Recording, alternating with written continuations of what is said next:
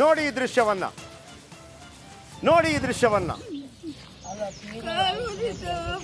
ಮಾಶಾಸನಕ್ಕಾಗಿ ನಂದಿ ತಾವರೆಯಿಂದ ತೆವಳ್ಕೊಂಡು ದಾವಣಗೆರೆಯ ನಂದಿ ತಾವರೆಯಿಂದ ತೆವಳ್ಕೊಂಡು ಕುಣಿಬೆಳಕೆರೆ ಪೋಸ್ಟ್ ಆಫೀಸ್ವರೆಗೆ ಹೋಗಿ ಬಂದಿದ್ದಾರೆ.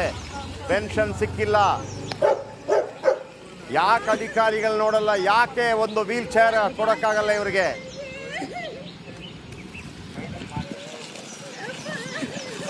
₹1,200.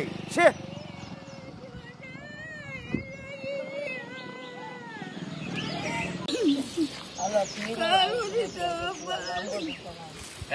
₹1,200. 2 ತಿಂಗಳ ಮಾಶಾಸನ ಬಂದಿಲ್ಲ. 2 ತಿಂಗಳ ಮಾಶಾಸನ ಬಂದಿಲ್ಲ. ಆ ತಾಯಿ ತೆವಳ್ಕೊಂಡು 4 ಕಿಲೋಮೀಟರ್ ಹೋಗ್ತಾ ಇದೆ. ಏನು ಸತ್ತಿದಾರ ಅಧಿಕಾರಿಗಳು? ಇವತ್ತು ಚಾಲೆಂಜ್ ಮಾಡ್ತೀವಿ. ರಿಪಬ್ಲಿಕ್ ಕನ್ನಡ ಬಿಗ್ ಇಂಪ್ಯಾಕ್ಟ್ನಲ್ಲಿ ಈ ತಾಯಿಗೆ ಒಂದು ವೀಲ್ ಚೇರ್ ನಮ್ಮ ಕಡೆಯಿಂದ ಈ ಕ್ಷಣ ಇವತ್ತು 4:30 ಒಳಗೆ ನಿಮ್ಗೆ ತೋರಿಸ್ತೀನಿ. ವೀಲ್ ಚೇರ್ ರಿಪಬ್ಲಿಕ್ ಕನ್ನಡ ವತಿಯಿಂದ ನಾವು ಕೊಡ್ತೀವಿ ಇವತ್ತು. ಜೊತೆಗೆ ಆ ತಾಯಿಗೆ ಟ್ರೀಟ್ಮೆಂಟ್ ಕೊಟ್ಟಿಲ್ಲ ಅಂತಂದರೆ ಯಾವೊಬ್ಬ ಅಧಿಕಾರಿ ಕೂಡ ಅಲ್ಲಿರಬಾರ್ದು. ಇದರ ಬಗ್ಗೆ ಒಂದು ರಿಪೋರ್ಟ್ ಮಾಡಿದ್ದೀವಿ. ಮೊದಲು ನೋಡ್ಕೊಂಬನ್ನಿ. ಸಂಬಂಧಪಟ್ಟವರು ಯಾರ್ಯಾರು ಆ ತಾಯಿಯನ್ನು ಈಗಲೇ ಭೇಟಿಯಾಗಬೇಕು, ಅವರಿಗೆ ಚಿಕಿತ್ಸೆ ಕೊಡಿಸಬೇಕು, ಅವರ ಮಾಶಾಸನ ಕೊಡಿಸಬೇಕು. ನಮ್ಮ ಕಡೆಯಿಂದ ಆ ತಾಯಿಗೆ ಒಂದು ವೀಲ್ ಚೇರ್ ನಾವೇ ಕಳಿಸ್ಕೊಡ್ತೀವಿ. ರಿಪೋರ್ಟ್ ನೋಡಿ.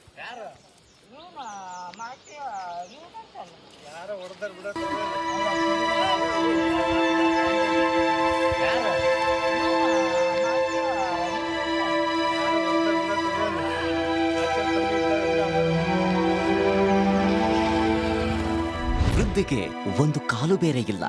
2 ಕೈಯನ್ನ ನೆಲಕ್ಕೆ ಊರಿ 1 ಕಾಲನ್ನ ಮುಂದಕ್ಕೆ ತಳ್ಳುತ್ತಾ ತೆವಳುತ್ತಾ ಮಣ್ಣಿನ ರಸ್ತೆಯಲ್ಲಿ ಹೋಗೋ ದೃಶ್ಯ ಮನಕಲಕುವಂತಿದೆ.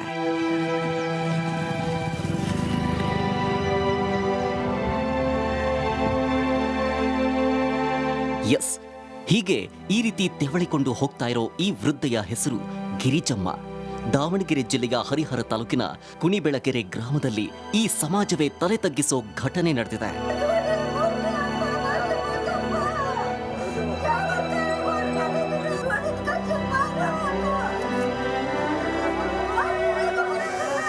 ಸರ್ಕಾರದಿಂದ ಬರಬೇಕಾಗಿದ್ದ ಮಾಸಾಶನ ಪಡೆಯೋದಕ್ಕೆ ಈ ಅಜ್ಜಿ 4 ಕಿಲೋಮೀಟರ್ ಈ ರೀತಿ ತೆವಳಿಕೊಂಡು ಹೋಗಿರೋ ದೃಶ್ಯ ಎಂಥ ಕಲ್ಲು ಹೃದಯವನ್ನು ಕರಗಿಸುವಂತಿದೆ. 112ಗೆ ಫೋನ್ ಮಾಡಿದ್ವಿ. ಅವರು ಯಾವುದೇ ರೀತಿ ರೆಸ್ಪಾನ್ಸ್ ಕೊಡಲಿಲ್ಲ. ಅವರು ನಿಮಗೆ ಸಂಬಂಧಪಟ್ಟ ಯಾರು ಸೋಷಿಯಲ್ ವರ್ಕರ್ ಇದ್ದರೆ ನೀವೇ ಹೋಗಿ ಎಲ್ಲರ ಅನಾಥಾಶ್ರಮ ಎಲ್ಲರೂ ಹೋಗಿ ಸೇರಿಸ್ರಿ, ಇಲ್ಲ ನೀವೇ ಮನೆಗೆ ಇಟ್ಕೊಂಡು ನೋಡ್ರಿ ಅಂತಂದು 112 ಮಾಹಿತಿ ಕೊಟ್ಟರು ನಮಗೆ. ಆದರೆ ಅವ್ರು ಯಾವ ರೀತಿ ನಮಗೆ ಸಹಾಯ ನೀಡಲಿಲ್ಲ 112. ಈ ಮುಂಚೆ ಗಿರಿಜಮ್ಮನಿಗೆ ₹1,200 ವೃದ್ಧಾಪ್ಯ ವೇತನ ಬರ್ತಾ ಇತ್ತು. 2 ತಿಂಗಳಿನಿಂದ ಸರ್ಕಾರದ ಮಾಸಾಶನ ಹಣ ಬಂದಿಲ್ಲ. ಹೀಗಾಗಿ ಮಾಸಾಶನಕ್ಕಾಗಿ ನಂದಿ ತಾವರೆಯಿಂದ ತೆವಳಿಕೊಂಡು ಕುಣಿಬೆಳಕೆರೆ ಪೋಸ್ಟ್ ಆಫೀಸ್ವರೆಗೆ ಹೋಗಿ ಬಂದಿದ್ದಾರೆ. ಆದರೂ ಪೆನ್ಷನ್ ಸಿಕ್ಕಿಲ್ಲ. ಭಾಳ ಸಮಸ್ಯೆಯಿಂದ ನಿನ್ನೆ ನಾನು ನೋಡಿ ಹಂಗಾಗಿ ನಿಮಗೆ ಫೋನ್ ಮಾಡಿದ್ದೆ ಸರ್. ನೀವು ಇವತ್ತು ಬಂದು ವಿಚಾರಣೆ ಮಾಡ್ತಾಯಿದ್ದೀರಿ. ಆ ಅಜ್ಜಿಗೆ ಏನಾರ ಒಂದು ವೃದ್ಧಾಶ್ರಮಕ್ಕೆ ಎಲ್ಲಾರ ಒಂದು ವ್ಯವಸ್ಥೆ ಮಾಡಿಕೊಡ್ರಿ ಸರ್. ಆಮೇಲೆ ಹರಿಹರದಲ್ಲಿ ಆಸ್ಪತ್ರೆಗೆ ಕರ್ಕೊಂಡು ಹೋಗಿದ್ರಂತೆ. ಅಲ್ಲಿ ಯಾರು ರೆಸ್ಪಾನ್ಸ್ ಮಾಡಿಲ್ಲ. ಹಂಗಾಗಿ ಮತ್ತೆ ಆ ಅಜ್ಜಿ ಇಲ್ಲೇ ಒಂದು ಸರ್ಕಲಲ್ಲಿ ಬಸ್ ಸ್ಟ್ಯಾಂಡ್ ಸರ್ಕಲಲ್ಲಿ ಕಾಯ್ತಾ ಕುಂತೈಸ್ ನೋಡ್ರಿ ಸರ್. 8 ತಿಂಗಳ ಹಿಂದೆ ಅಜ್ಜಿಯ ಪತಿ ಶಿವಪ್ಪ ವಯೋಸಹಜ ಕಾಯಿಲೆಯಿಂದ ಮೃತಪಟ್ಟಿದ್ರು. ಅದಾದ ನಂತರ ಅಜ್ಜಿ ಅನಾಥರಾಗಿದ್ದಾರೆ. ಸಂಬಂಧಿಕರು, ಮಕ್ಕಳು ಯಾರೂ ಇಲ್ಲ. ಬಾಡಿಗೆ ಕಟ್ಟಲಾಗದೆ ಇದೀಗ ಅಜ್ಜಿ ಗ್ರಾಮ ಪಂಚಾಯಿತಿ ಹಳೆ ಕಟ್ಟಡದಲ್ಲಿ ಮತ್ತು ಬಸ್ ಸ್ಟ್ಯಾಂಡ್ನಲ್ಲಿ ಜೀವನ ಸಾಗಿಸೋ ಪರಿಸ್ಥಿತಿ ಎದುರಾಗಿದೆ. ವೃದ್ಧಾಪ್ಯ ವೇತನದಿಂದಲೇ 3 ಹೊತ್ತಿನ ಊಟದ ವ್ಯವಸ್ಥೆ ಮಾಡ್ಕೊಳ್ತಾ ಇದ್ರು. ಆದರೆ ಇದೀಗ 2 ತಿಂಗಳಿನಿಂದ ಮಾಸಾಶನ ಬರದೆ ಅಜ್ಜಿ ಕಂಗಾಲಾಗಿದ್ದಾರೆ. ಇನ್ನು ಗ್ರಾಮಸ್ಥರು ತಂದುಕೊಟ್ರೆ ಊಟ, ಇಲ್ಲದಿದ್ರೆ ಹೊಟ್ಟೆ ಮೇಲೆ ತಣ್ಣೀರ ಬಟ್ಟೆಯೇ ಗತಿ. ಅಧಿಕಾರಿಗಳಲ್ಲಂತೂ ಮಾನವೀಯತೆ ಸತ್ತು ಹೋಗಿದೆ. ಅಜ್ಜಿ ತೆವಳಿಕೊಂಡು ಪಿಂಚಣಿಗಾಗಿ ಬರೋವರೆಗೂ ಬಿಟ್ಟಿರೋ ಅಧಿಕಾರಿಗಳಿಗೆ ನಮ್ಮ ಧಿಕ್ಕಾರ. ರಿಪಬ್ಲಿಕ್ ಕನ್ನಡದ ಬಿಗ್ ಇಂಪ್ಯಾಕ್ಟ್ನಲ್ಲಿ ಸುದ್ದಿ ಆದ್ಮೇಲಾದ್ರೂ ಎಚ್ಚೆತ್ಕೊಂಡು ಅಜ್ಜಿಗೆ ಏನಾದರೂ ವ್ಯವಸ್ಥೆ ಮಾಡ್ತಾರಾ? ಕಾದು ನೋಡಬೇಕಾಗಿದೆ.